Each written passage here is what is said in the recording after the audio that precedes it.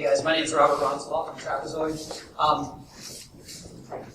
Bottom line is hardware is vulnerable. So before this year, if you would have, as we were having conversations with people, and we said, hey, you should look at your BIOS, you should look at the firmware on your platform, people would sometimes look at us like we had three heads. They would say things like, I don't have to worry about that, or I've got other things I have to worry about besides the firmware and the BIOS and the core underlying operating system of your servers, your clients, and your cloud platform. So I think the straw that broke the camel's back from a discussion point really was the leak of the NSA catalog. So what happened was earlier this year, 40 or so documents came out that had production-grade exploits for your firmware, the BIOS of all the major server manufacturers, as well as your routing and switching manufacturers, a bunch of firewalls.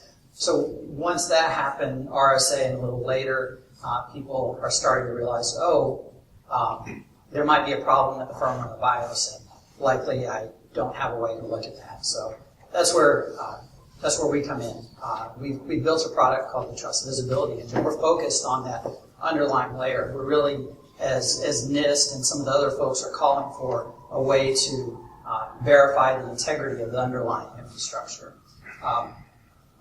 You drop it in, it gives you visibility, it allows you to see what's going on at these underlying layers that previously security tools just didn't address because people are looking at the network, they're looking at the application and elsewhere. There's really three things we're focused on doing. First thing on your left here is the BIOS and firmware. So can we measure the BIOS? Can we measure the firmware? Can we measure the core operating system kernels of a particular server or client, router or switch device, or even a storage platform?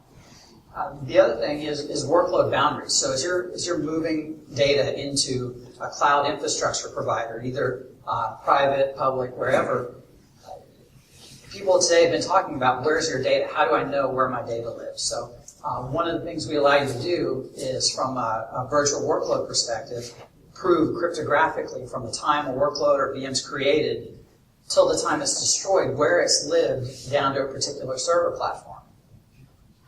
Then finally, the third thing we do is we built an API, because what ended up happening was